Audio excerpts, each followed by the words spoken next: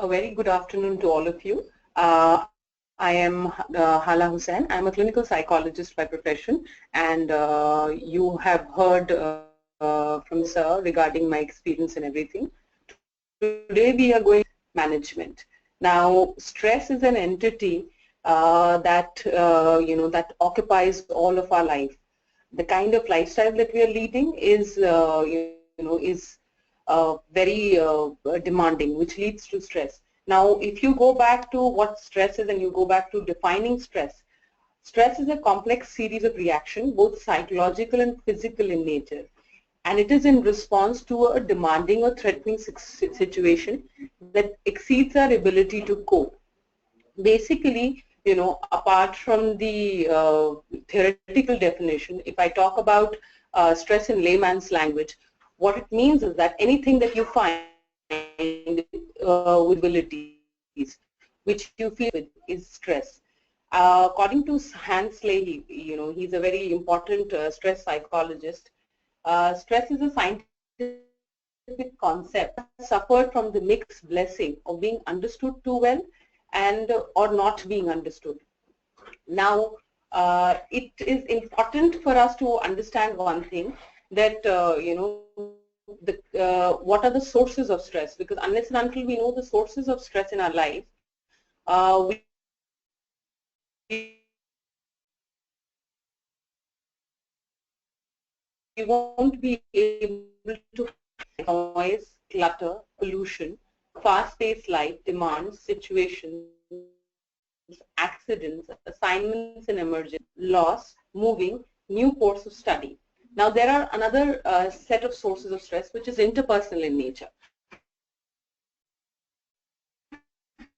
Now, they blame partners, friends and co-workers.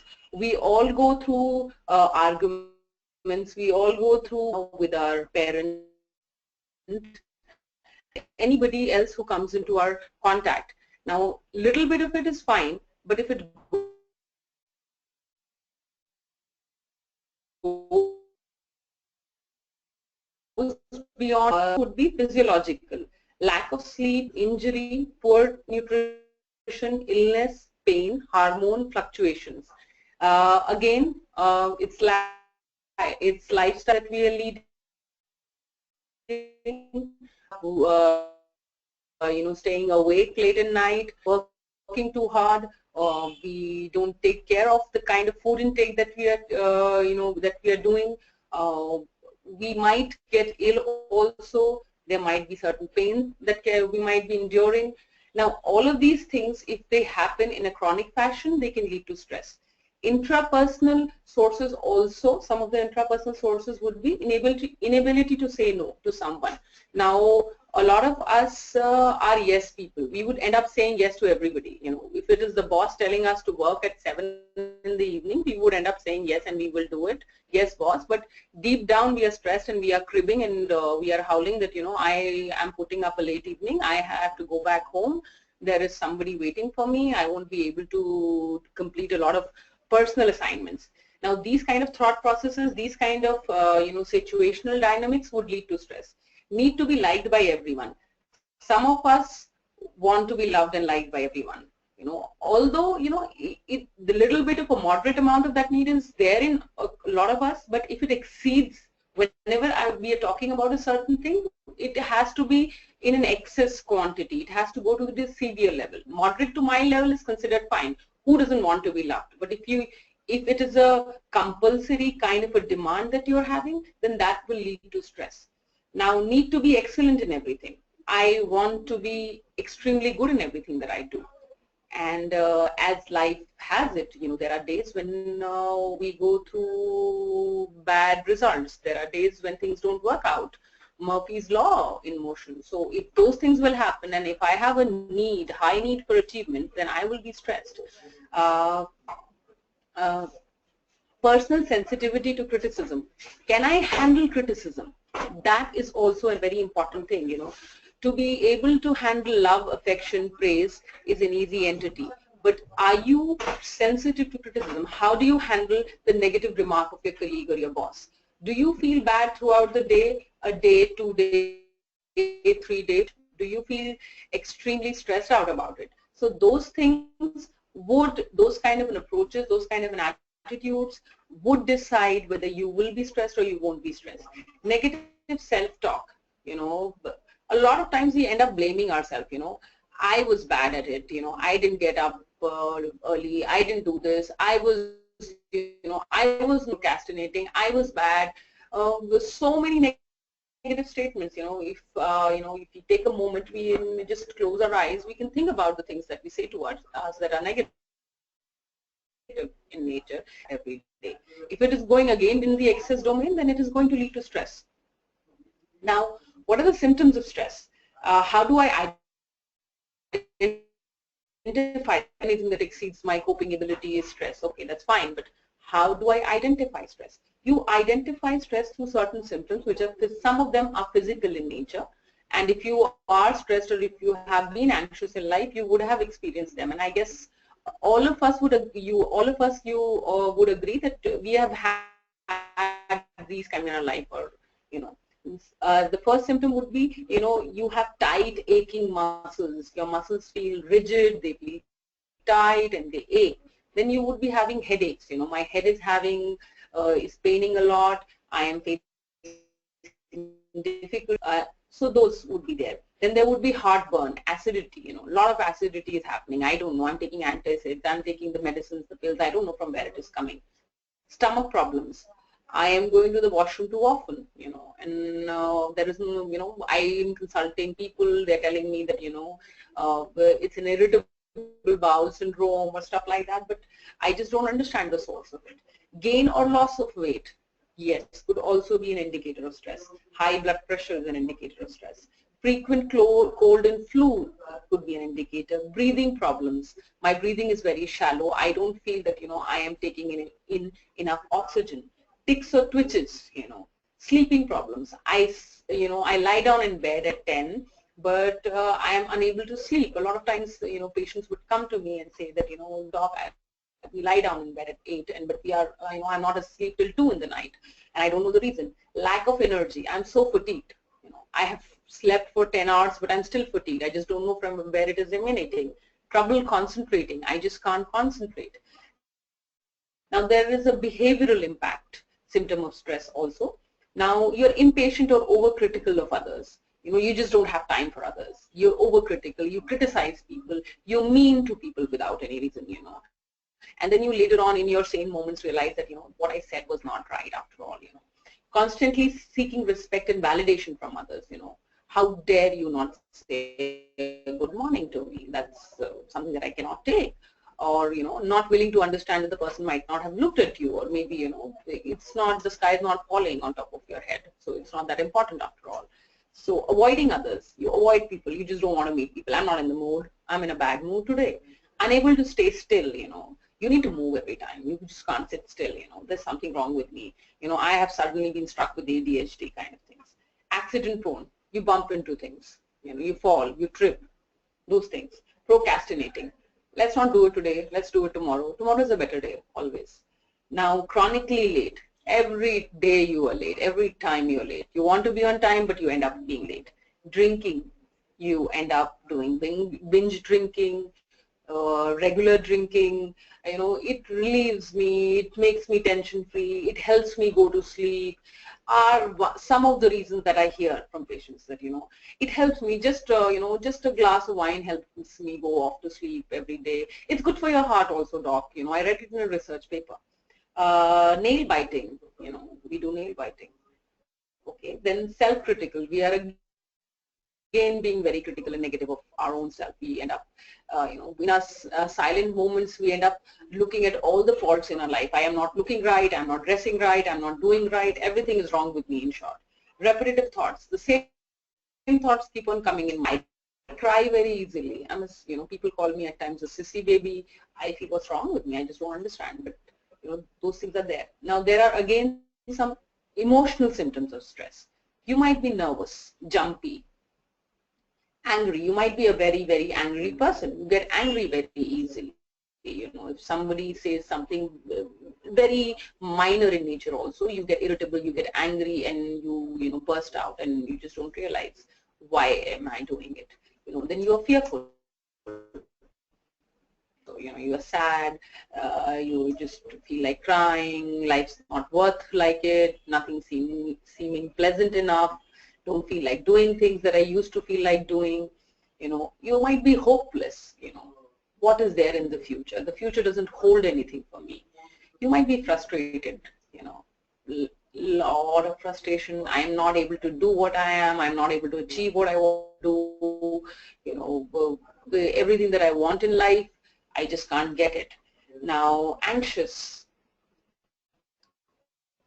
to being nervous only, disoriented. You just don't know where life is taking you. Where are you going? Where are you? What are you doing? You just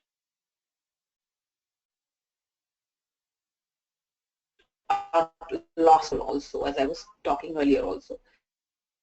And a sense of being by situations, by facts, by demands, by responsibilities. I just don't know how I'll take care of everything. And you might be sad, you might be irritable.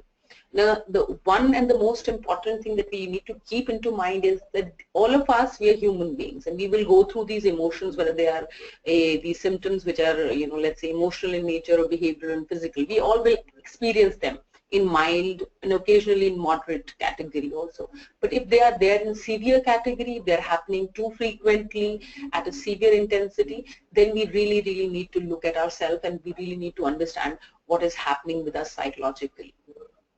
Now, the physiology of the stress. We need to understand a little bit of the physiology, because that will help us in dealing with stress. Our nervous system is divided into two parts basically, if you look at it: the central nervous system and the peripheral nervous system.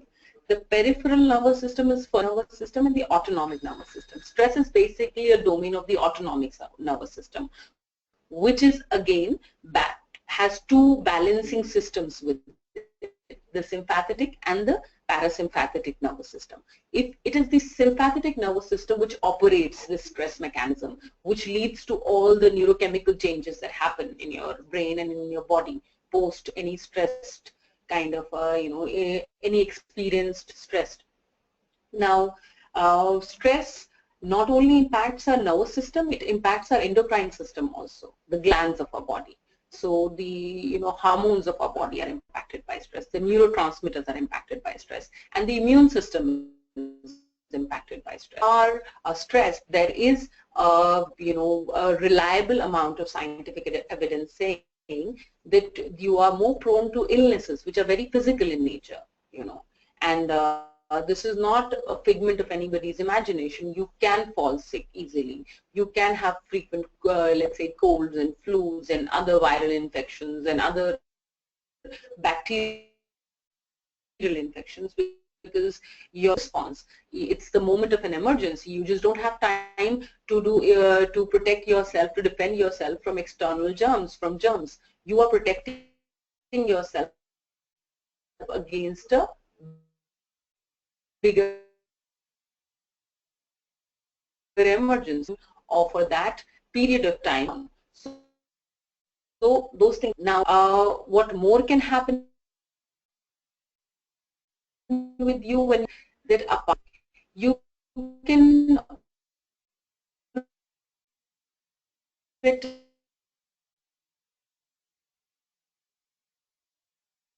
let's say relationships on the whole, because you're not tolerant to people, your social relationships will over a period of time start deteriorating, which you would be seeing in your own life also, that you're not able to sustain your relationship any longer. People go away from you. You lack social support. So those things might also start emanating from you. You might be physically feeling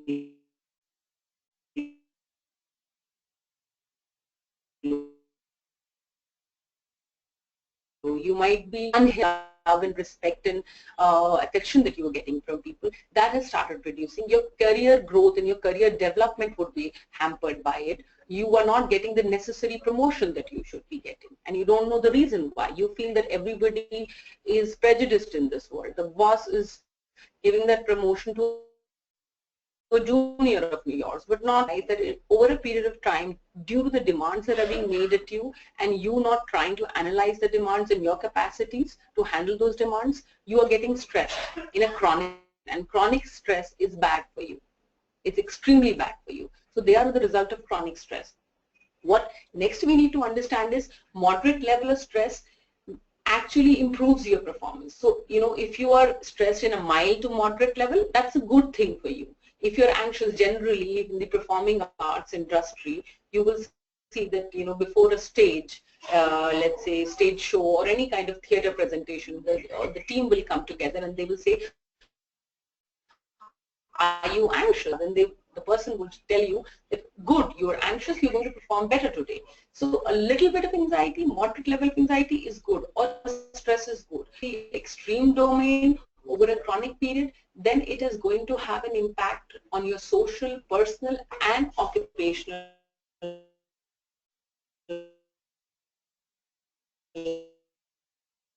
life, and that we have to understand.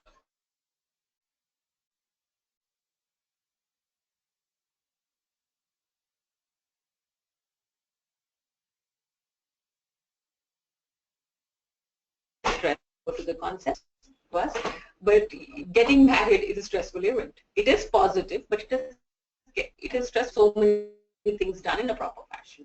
Now there is distress also. We are more concerned as psychology about the distress, which is bad stress. Its effects are more debilitating and more severe in nature. That we need to do. Now again, there is a lot it better than me that this stress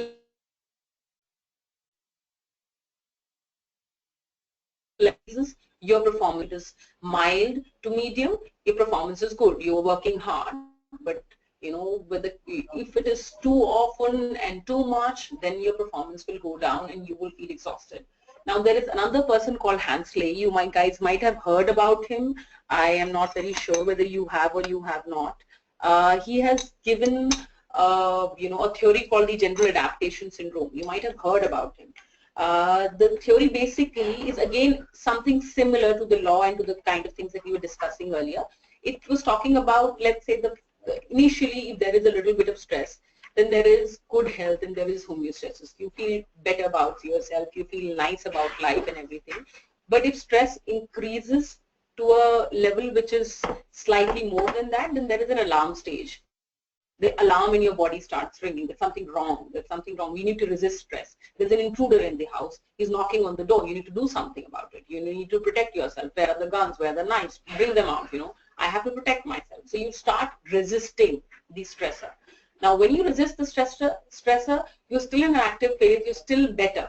But then if the stressor continues and is beyond your control, and you feel that the intruder is too powerful, you can't do anything about him. And he is simply going to knock you down, then it leads to a stage of exhaustion, which is often seen as burnout in occupation, industries, and in the work lives of people. That people will come to you. Generally, they will come to us as patients. The people who are suffering burnouts, they are completely unable to work. They feel that nothing is going to happen to them. Life has come to a standstill. So that can happen. So we have to take that burnout, that exhaustion stage. Now, personality is and there are certain characteristics that make us more vulnerable to stress. Now, you must have heard, again, I guess, we all are quite educated, so you must have heard about type A and type B personalities. Now, what are type A personalities? Type A personalities, basically, see, personality is a kind of an approach. It's basically an expectation system that you have for yourself. That shapes your personality, that the desires you have for yourself, the hopes that you build for yourself, the expectations that you build for yourself make you a certain person. So that is an aspect of your personality. Type A persons are basically people who are very competitive in nature, who want to excel in life, who always want to excel. I need to add the word always. Who are always, who would always demand the best from life, the best from themselves. They are not people who are going to lie down in life. They are, they are the go-getters. They are the people Some of the people on the high rungs, and if you, if you take a pause and if you imagine, I can remember people from my life who were type A's, and they were very successful. Some of them were very successful also because they work really, really hard. They can work 24/7 to reach that zenith. So, and then there are the type B's, the lazy bum kinds, who take life easily. Things don't fall in place, they take it, it's okay. So these people, they have a desire for achievement, they have everything, but these things are in moderation. They are not the persons who are going to work 24/7. They need their time off. Generally, research has shown that people who are type A are more prone to stress. Because, if you have an expectation which says that I need to excel always, and as life is like, for all of us, there are moments where you cannot excel also. There are moments where you will have bad days. Now, when you're going to have those bad days, how are you going to deal with yourself? If you're a type A, you're going to criticize yourself more. You are going to say that, okay, that 1 hour that I took off during the 24 hours, I've done that. Or maybe I am not a good I'm not a good person at all. I just can't do anything properly. Now, the more criticism, self-criticism is there, the more dejection is there, the more frustration is there, the more there will be stress. Whereas type B people might be able to handle that loss and that failure a little bit better. Stress is a lot about, not just about, success management. It is a lot about failure management also. I think life is a lot about failure management, and we need to understand that, success is important in life, but management of failure is far more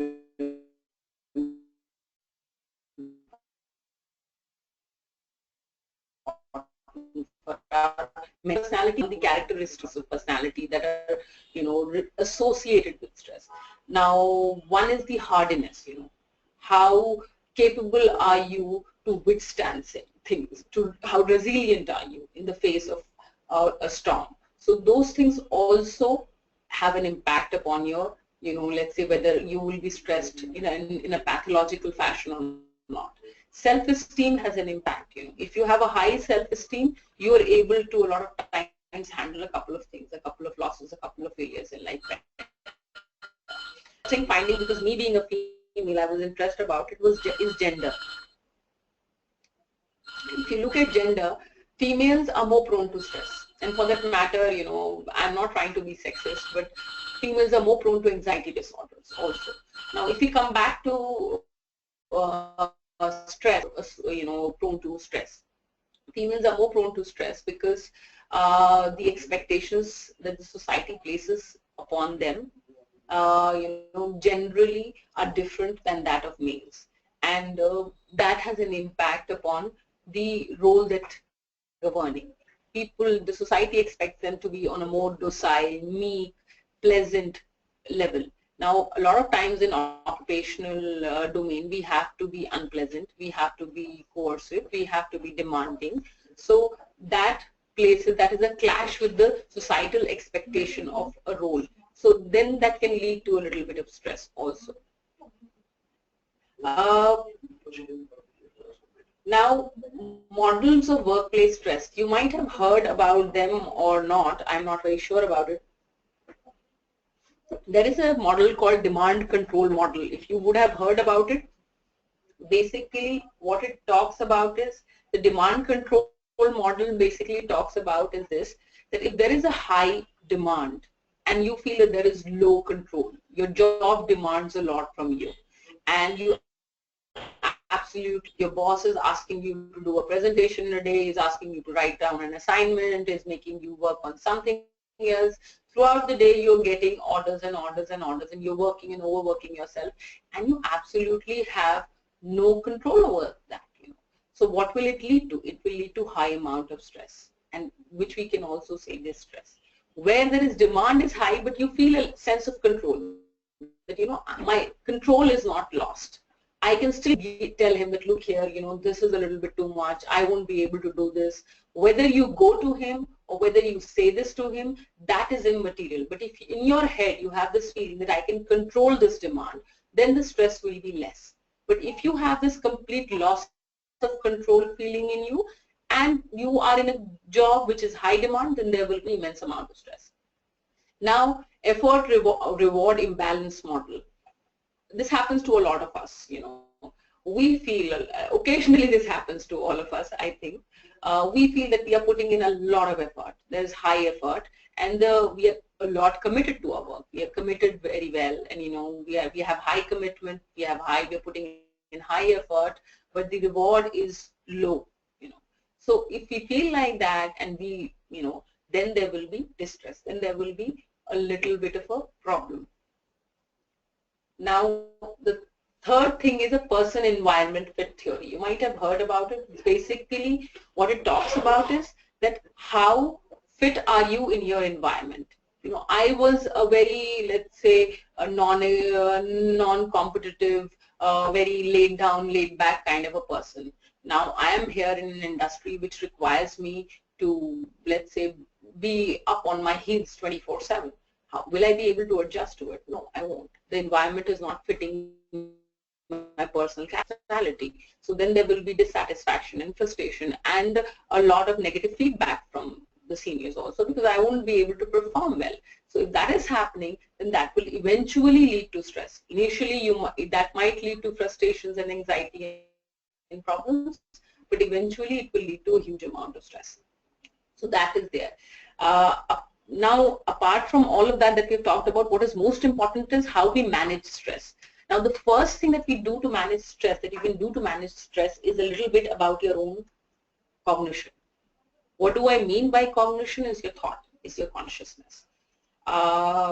It might sound philosophical, it might sound abstract in nature, but I think, and experientially, personally, I feel like that, and I think if you take a minute, or I am assuming, and I think that I might be right in my assumption, that you would agree with me that our thoughts make us. We are who we are because of what we think. Our consciousness is a very, I would say, it is spring of our personality. It is the source of all our success. It is the source of all our joy. It is the source of all our failures, all our frustrations, and all the negativity also.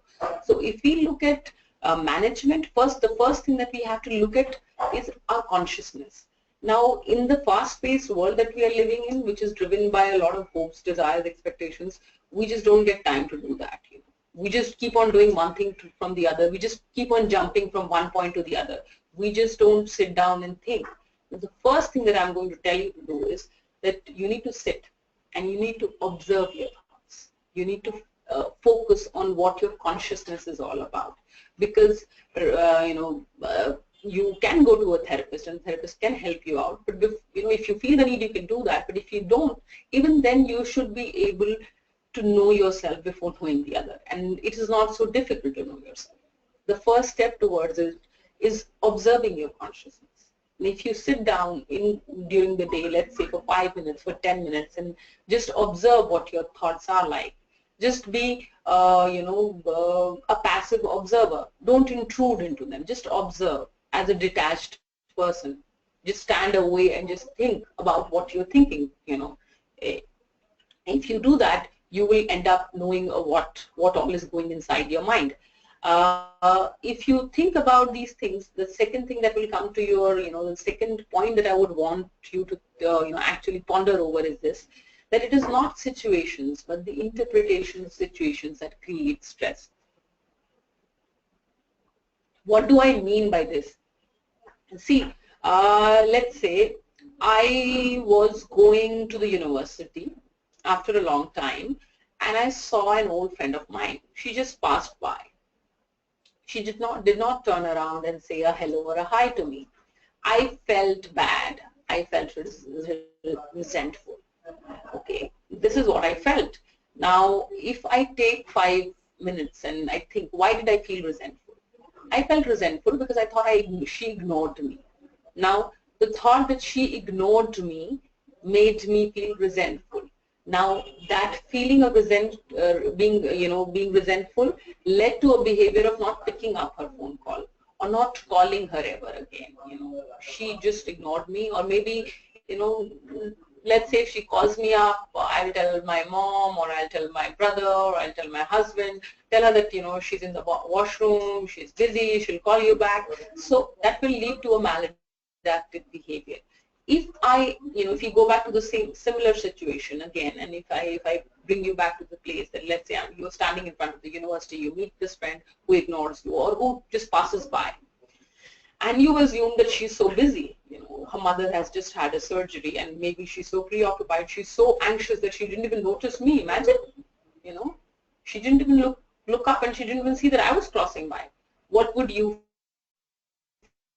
feel? Feel sympathy. You would feel bad for her that she is so preoccupied about her mother's sickness that she is not even able to observe the constant day-to-day things that are happening to her. So the emotion that will happen post that kind of an interpretation will be of sympathy, and the behavior would be that I'm going to give her a call. I'm going to tell her that, you know, how's your mother? You know, do you need any help? It's okay. You know, this too shall pass. This is just a time being. So we need to understand that, you know, it's not just a situation leading to a certain kind of an outcome. It's all our interpretations, you know, of that situation that also leads to a certain kind of an outcome. So if we change those interpretations, we change the outcome also. Now, recent researchers, you know, Stanford is doing a lot of research in the area, and it's very reading it up for this presentation only, and I found it the new thing in stress. You know, generally all of the things you hear and you've read because you're associated with this field of mental health. Now, what they have found out was that, you know, generally stress has been linked to cardiovascular diseases, to high blood pressure, to smoking, to drinking, to addiction, to a lot of bad outcomes. Now, they researched these people who were into high stress, who were experiencing high amount of stress over a course of 8 years. What they found out was that post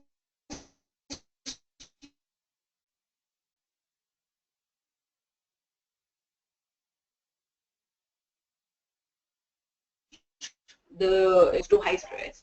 But what they found, the strange thing that they found was, amongst these people, there were few of them who were better off physically, physiologically better off, and psychologically also they were better off. So that made them, you know, that made their mind tick. That why is it happening like this? What they saw and what they concluded was very interesting. They said that the stress, you know, the belief about stress, that, you know, how stress leads to a certain bad outcomes, was also to the bad outcome, the physical outcome and the psychological outcome. If you believe that stress is a challenge that you have to face, if you believe that stress is let's say a time-bound thing, it is going to get over in a few years or in a few months or stuff, then the outcome will be different. So your belief system is very important in stress. You know, if you have a positive belief around stress, then stress will not lead to the detrimental outcome that it generally does, because they saw a physiological change also. Because if you believe that stress leads to cardiovascular disease, there's a lot of physical outcomes which are bad and a lot of psychological outcomes which are bad, and it is going to happen for a very long duration, then which actually leads to a bad outcome. Now, when you believe that stress is a time-bound activity and it's okay, this too shall pass kind of a thing, then it doesn't lead to the constriction of arteries. Your arteries are not constricted. So in actuality, in reality, what happens is that you don't have a cardiovascular problem. You don't have physiological problem associated with stress, and you come out more resilient. There's another thing that they found, apart from the adrenaline and the cortisol and the epinephrine and the norepinephrine that we keep on talking about in stress, they found a neurotransmitter called oxytocin, which is also called in slang the cuddle hormone. Now, what basically oxytocin does is desire for physical comfort. They found that oxytocin is also released during the stress episodes. Now, what that means for all of us is that stress basically sends a signal to your body to reach out to people, to connect to people socially. And if you do that, it leads to better adaptation, psychological and physical, because oxytocin leads to regeneration and helps repair heart muscles.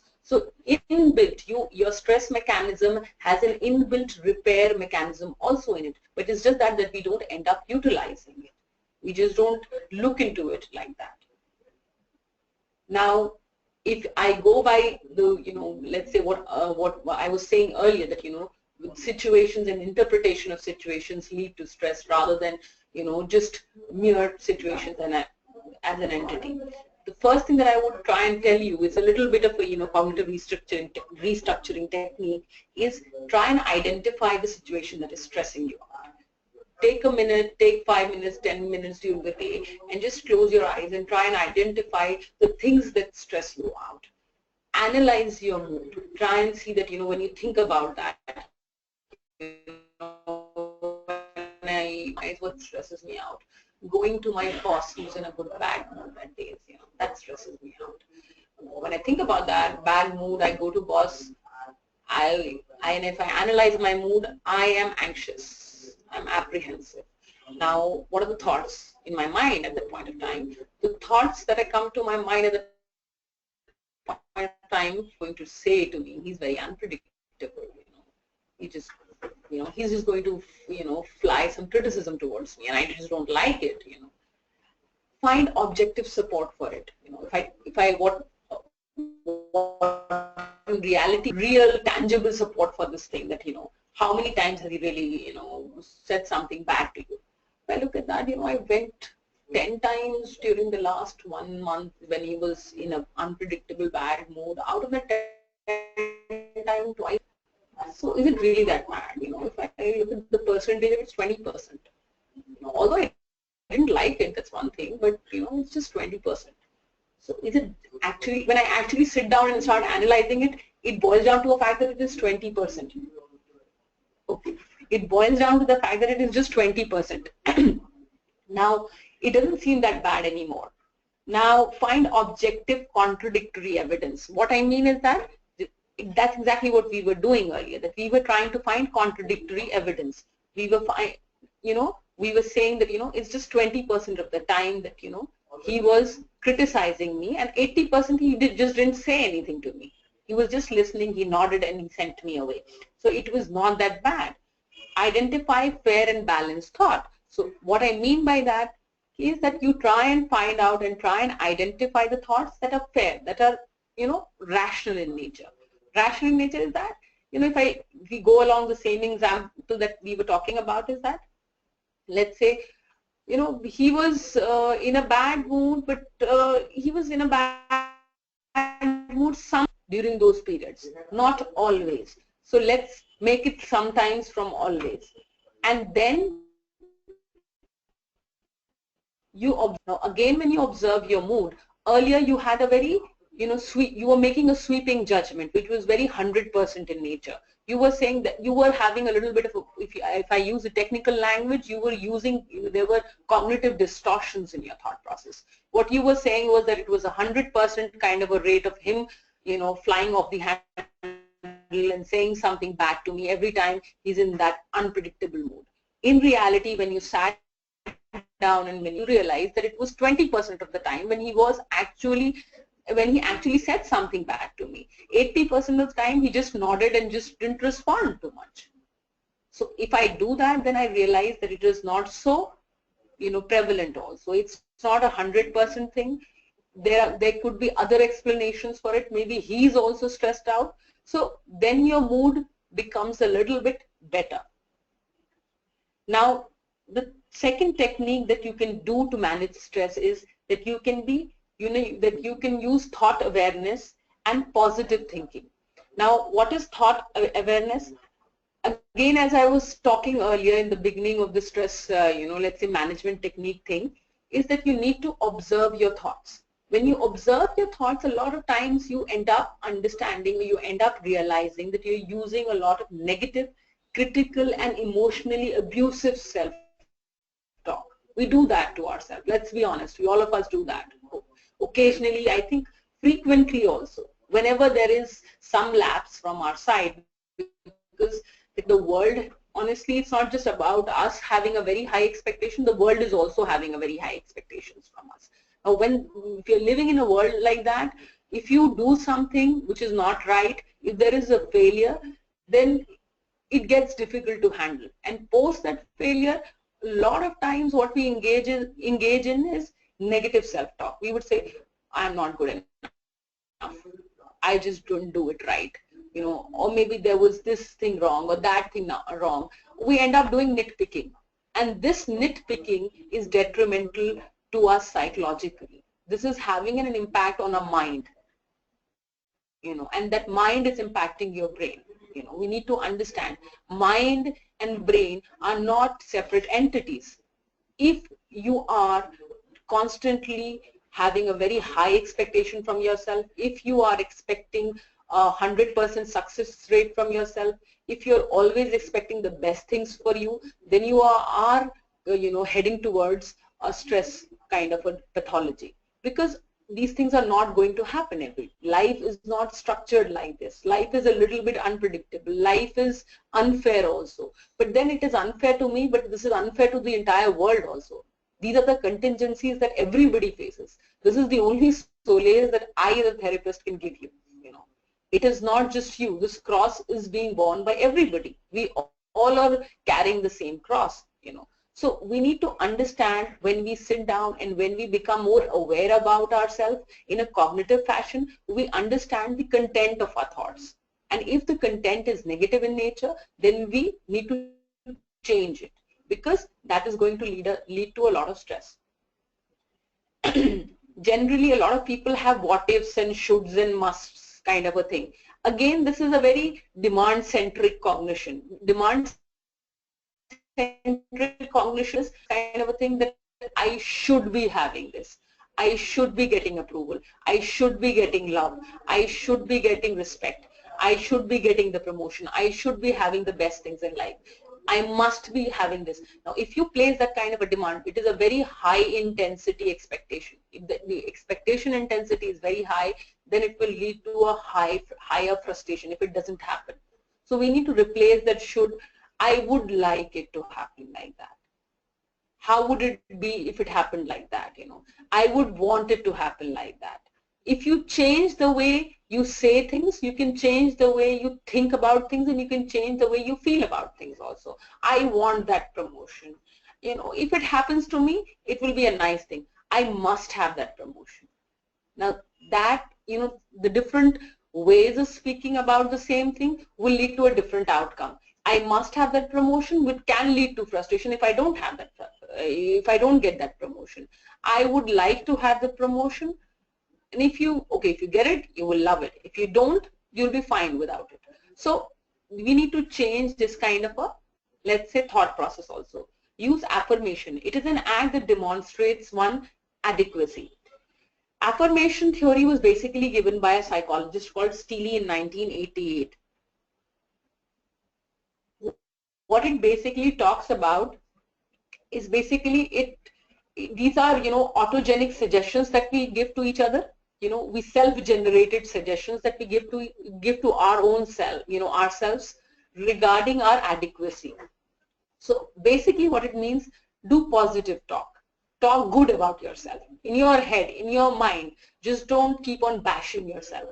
Praise yourself occasionally, you know. It seems strange and it seems even funny also, but yeah, we need to talk good about ourselves, because deep down we end up criticizing a lot. So we need to appreciate, okay, that thing that I did was nice. That was not, you know, if that was not very great, but then 5 things were good in me. So do that, and I can handle it. I am capable of it. These are the kind of statements. Mentally, if you repeat them over a period of time, they will start having. It's the third thing that you can do is relaxation exercises. Now, exercise, yeah, you know, has a deep impact, you know, on not just on your brain. It has an impact on your brain, on your prefrontal cortex. It has an impact on the stress, you know, related conditions. It has a positive impact on, let's say, anxiety conditions, cardiovascular conditions. So exercise and meditation, relaxation, they have a lot of positive impact on in several domains of your life, not just one, that if you're stressed, it will relieve you of stress. But in stress, yeah, stress, it is a validated research finding that it works in stress. The first thing that you can use in relaxation is deep breathing. It is a simple and effective method of relaxation, very simple. If you have put it in Indian yoga terms, you can do an Anulom Vilom. It will help you out. If you do it, it's basically stomach breathing. What we end up doing is this, that we do chest breathing. If you observe newborn babies, you will see, if you have had the exposure of seeing a newborn baby, and if you can just go and see a newborn baby, when he or she is breathing, the tummy will rise first and then the chest. For us people, the chest rises first and the tummy later. So basically, when you're doing deep breathing, what you need to understand is that your stomach needs to rise first and then your chest. What you can do is you can place a hand on your chest and one on your stomach, and then you can start off deep breathing. When you start off deep breathing, technically what should happen is that the hand on your stomach and then the hand on your chest, rather than the other way around. If the other way around is happening, then that means you're doing chest breathing, which is not very helpful. Now, if you do deep breathing, there is more oxygen in your body. That oxygen aids in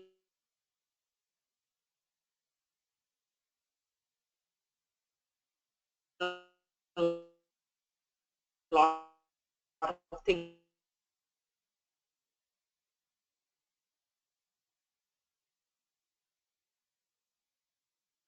That trigger, apart from this benefit, what breathing does is it distracts you.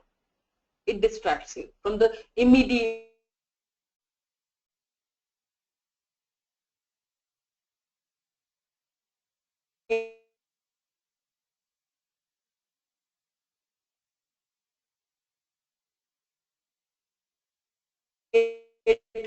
to a team that examine how horribly I will perform, or what will happen to my future, or what will, what all. I am just thinking about the deep breathing. I'm just thinking about whether my tummy is going out, or is producing out or not producing. So that also acts as a gain, helps in reducing stress. Now, and further, it gives you a sense of control. It gives you a sense of control, and it gives you a sense of that, there is something that I can do to handle this. Otherwise, a lot of time, when you are in emergency, people go into this anxiety, overwhelmed. They feel that, nothing can be done about it. So way off and taken away, and then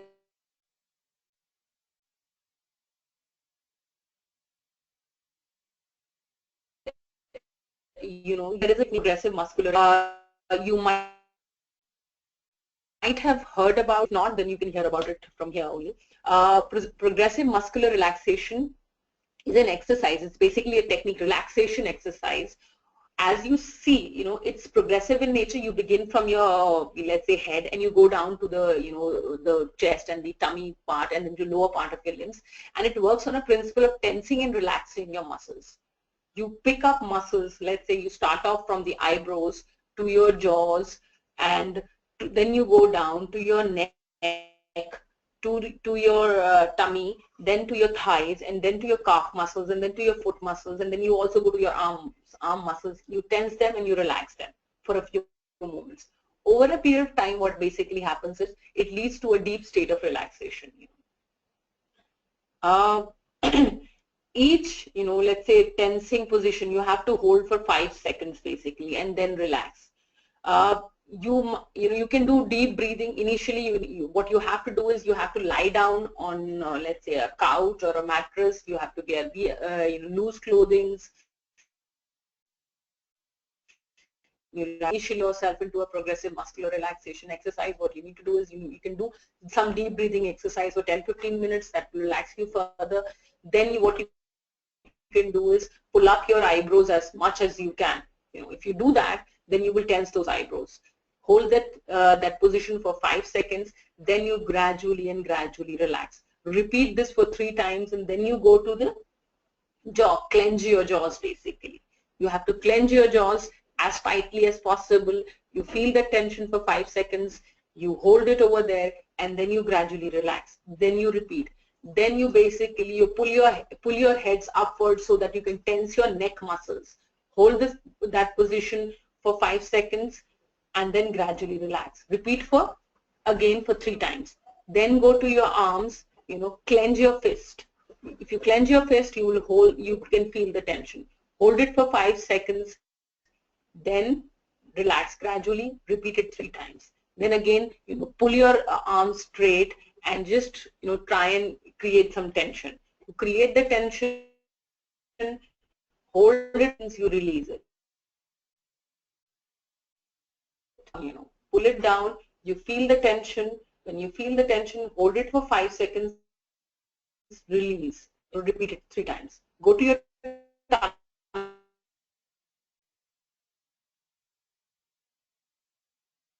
tummy region,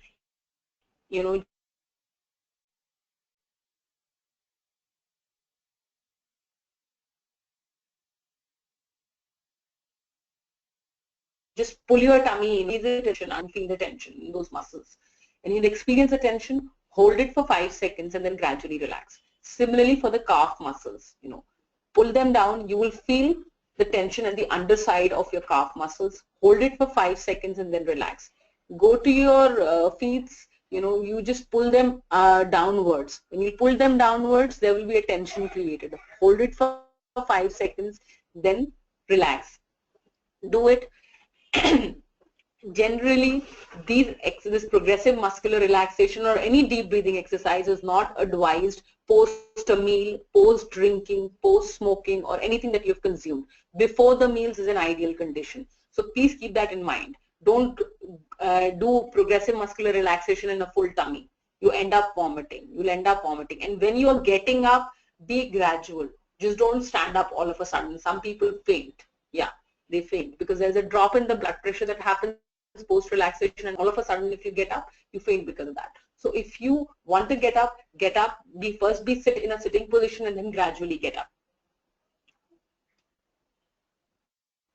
Okay, now again, exercise, any form of exercise, whether it's walking, jogging, reduces your stress levels.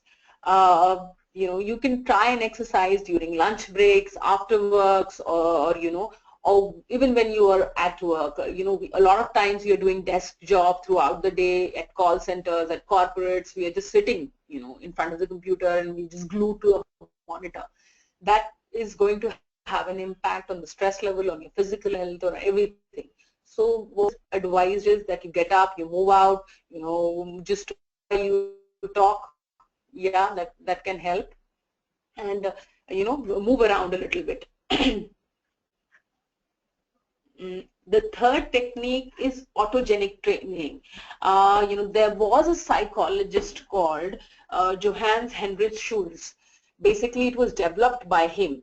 Autogenic is basically a self-suggestive relaxation exercise. It's a very, I would say, it's a very promoted exercise, technique of relaxation. It has helped people. It has been quite well documented. NASA is using it. A lot of research agencies in this world are using it, and it has been found to be very effective. Now, basically what you need to do in autogenic training, as we were doing in progressive muscular relaxation, we were trying to tense and relax our muscles. In autogenic training, what we create is a sense of warmth and heaviness, in our muscle domains. Now, the first thing that happens is that you become more aware. What you can, do is that you can keep your arms, you can keep your palms on your thighs, and you can just try and observe them. And what you need to tell yourself is this, that, my palms are a little bit pink and blotchy. Now, you start telling yourself that, you repeat that suggestion once or twice to yourself. And then after that, post that in a very, let's say slow and a quiet and a meditative way, you tell yourself that. And then what you can tell is that there is heaviness that is being generated in my palms, and then there is warmth that is being generated in my palm. You start suggesting that, and over a period of time, if you do it, you will actually start feeling that heaviness and that redness. Why we do this? The idea, the reason, the scientific reason behind this is this, that during the stress reaction, blood from your skin flows towards your muscles because it's a fight and a flight kind of a response. So extremities, from the extremities, the blood flows to the muscles, and therefore you have the sense of your hands cooling. If you're stressed and if you're anxious, you would be feeling a little bit cold in your hands and in your feet. That is the reason. So if you generate a sense of warmness and a sense of warmth and of heaviness in your palms or in your, let's say, then you are trying to regulate extremities, which is contrary to the sympathetic nervous system response. So you are shutting down the sympathetic nervous system response and you're bringing up the parasympathetic. You're shutting down the stress response. So over a period of time, it is self-meditative. You can try it out, and gradually as you start gaining efficiency in one part of it, you can progress to the later stages of it. Now, when you start doing it, you can actually control a little bit of your physiology also, and you can shut down the stress response at your will. Again, before doing these kind of exercises, you should avoid eating, drinking, and smoking. You should generally do it before meals, and ideally for autogenic training, it is advised that you do it thrice in a day. So initially, if you're interested in it, try it out with a therapist to get to know how exactly it is done, but later on you can do it on your own. Now, daily habits also contribute to stress. So they are a part of your stress management, technique. If you change your daily habits, you can manage your stress better. Diet, amount of sleep, caffeine consumption, activity level, A lot of times you end up eating junk food. I do that myself, but yeah, I'm trying to cut down on that, and so should you. So we need to end up eating more nutritious food, because if you do that, that's good for us physically, psychologically, stress-wise also. So we should concentrate on your diet, what you're taking in. Amount of sleep, yeah, amount of sleep is a big thing. You would find it strange, and a lot of people do, a lot of my patients find it strange. Anything less 7 hours of sleep is sleep deprived. And you should not be sleep deprived, because if you're sleep deprived, it is going to have an impact on your prefrontal cortex, which is the forehead of your brain. The interconnectivity between neurons will reduce, and the actual mass of that prefrontal cortex reduces. So people who have a healthy sleeping pattern, who have nutritious diet, who do relaxation exercises on regular basis, their prefrontal cortex has denser mass, the mass is more, the interconnectivity between neurons are more, so they are, physiologically also different. Brain-wise, they're different from people who are, leading an unhealthy lifestyle. So we need to put an end to that. Caffeine, yeah, caffeine, the amount of coffee that we're taking in. They are not just, innocuous things that you take up every day, 5 times, 6 times, 7 times. Every time you're feeling stressed, have a cup of coffee and work for 4 hours. Yeah, they alert you. They make you more vigilant. They help you in attention concentration, but beyond a certain extent, they're bad for your health. So we need to keep an, let's say, tab on that. How much of coffee you're taking, how much of colas you're taking, how much of tea you are taking. So we need to be conscious about that. Activity levels, yeah. Throughout the day, what I do is, people come to me. Generally, when they come to me, obviously they have, there is a disorder has precipitated. They come to a therapist. When they come to me, they would be telling me that earlier breakfast I used to drive. And the strange thing about, again, one thing more that strikes my mind is that the strange thing about stress is that we have this feeling that all of a sudden it happened. It just didn't happen all of a sudden. I'll give you an example of how you get stressed, throughout the day, and how it eventually leads into a stress disorder. I get up during the day, I have my breakfast, I'm running late. There's a traffic jam on the road. I'm stuck in the traffic. Oh my God, I'm stressed. I reach office. There are 4 files lying down on my, let's say on my desk. I go to the secretary and I ask the boss. The boss just said that you're not there. These are the 4 assignments that you have to do. I already have 2 pending assignments. So there is 6 things more to do. So then, it's escalating. With everything, it's escalating. In the evening, I'm again back on the roads, and Delhi roads are bad and horrible. It's raining. It's taking me, generally the distance is half an hour. Now it's taking me 2 hours. I am stuck big time. When I go back home, my wife starts shouting at me. You're late. We had to attend the wedding. You're late. You're time for family. I shout back. I snap. We have an argument. I'm stressed. I end up, when I sleep, I tell myself, oh my God, a bad day. I'm stressed. So that stress, all of a sudden, what do you feel is that, why did she shout?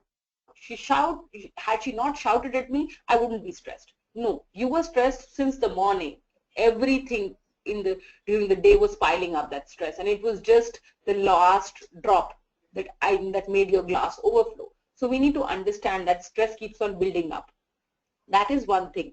The second thing is that, the kind of activity levels, I get up, I go to the office, I sit in front of the desk, I work to the computer, I come back, I come back home, I'm again glued to a smartphone or a TV or a laptop, I'm glued to that, and then the activity levels are almost zero.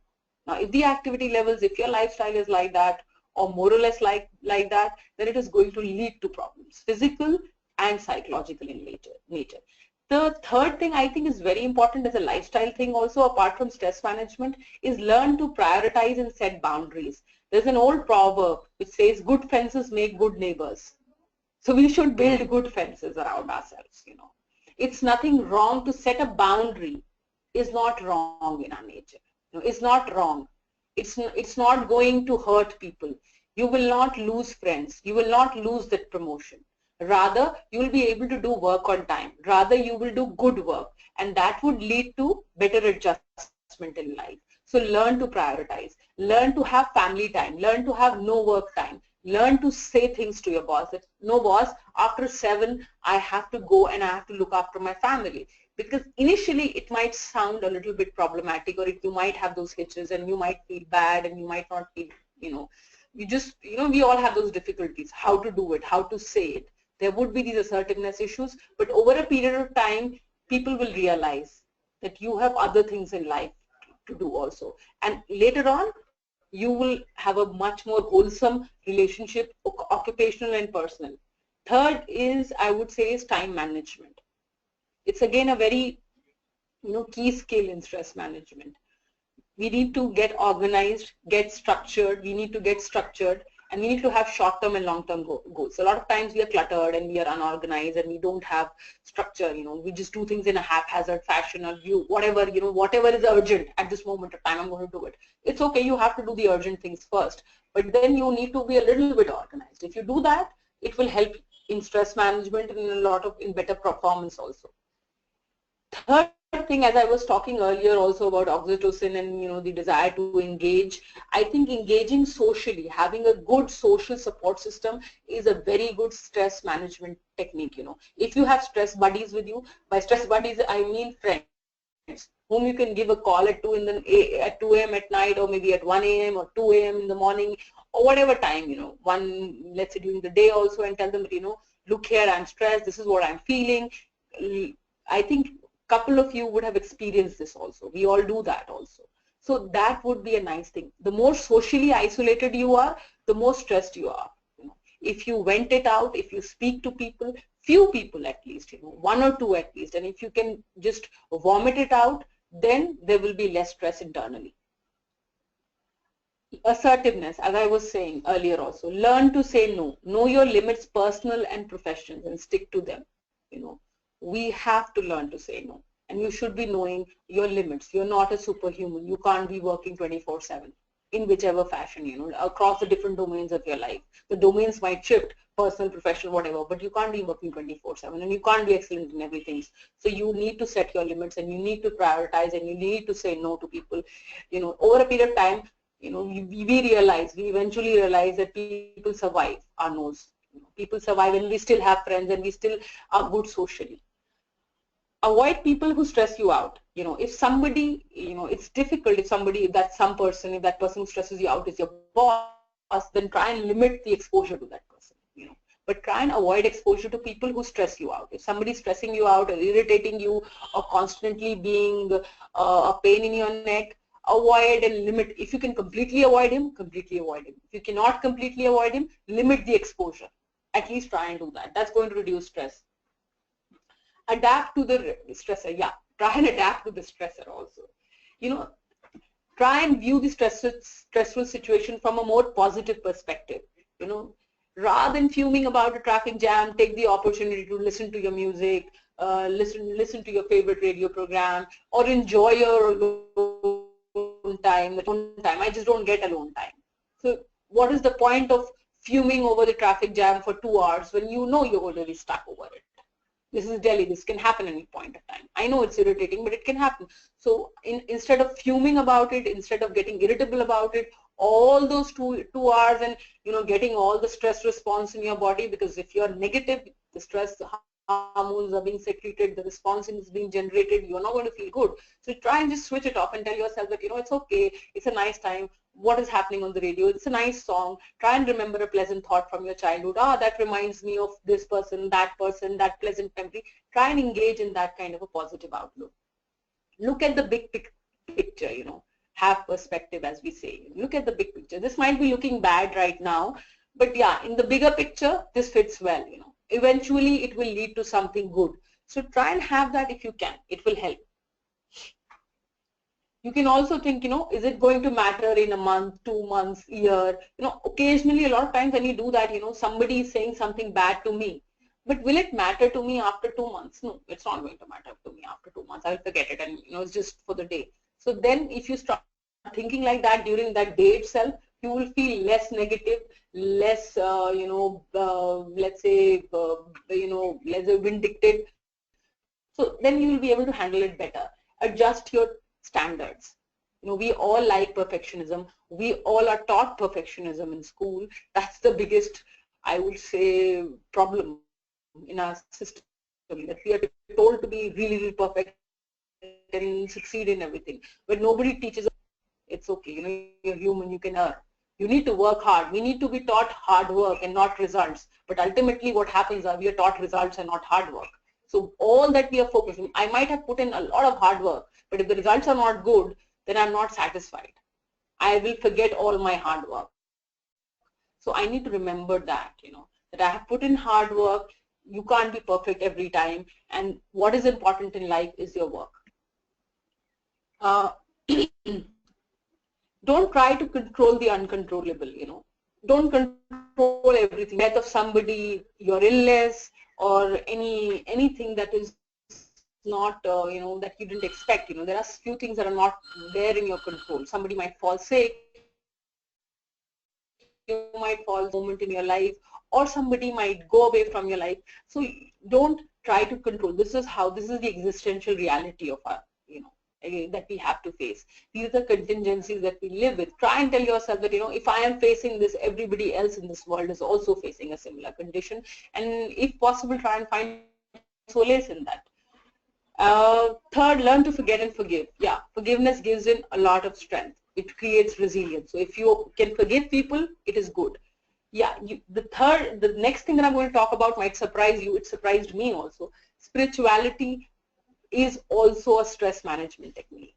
So if you can connect to God, to a higher being, it can elevate your stress. So if it is possible for you, if you believe in God, if you believe in a higher supreme power, try and connect with him, try and find reason, if he did it to me, there might be some reason that, God this to me, there will be something better happening. Try and reason it out like that. So it will help you. And, be thankful for whatever you have. Again, humor and laughter. Humor helps a lot. I am feeling stressed out, I end up watching thing in that movie. Whenever Boman Irani is laughing, I end up laughing like that. I just don't know why. And by the end of those 3 hours, I just forget. I'm just laughing. And by laughing, there was a research, again a very interesting research, which found out that, they took people to laugh, that, we don't feel like laughing. It's just artificial. They look like those laughter classes that you have. So they were just trying to laugh and just trying to do something that they were not feeling. But over a period of time, when they actually started, emotions are communicative. You communicate emotions. If somebody is laughing and is laughing badly, and you enter and you see him laughing, you end up laughing also. So initially they started doing it not in a very, they were not feeling like laughing. Without having the feeling, without having the desire, they started laughing in a mechanical fashion. But later on, it still had an impact on the stress level. It still had a positive impact in lowering the stress level, in leading to better adaptation. So try and laugh it off. Have your own list of movies, humor movies that you can watch, or maybe some songs that you can listen to that calm you down. So it might help. Okay. Okay, lastly, there is somebody called Sandy Queen. She's a motivational speaker, and she had said, you are the way you are because of the choices that you have made.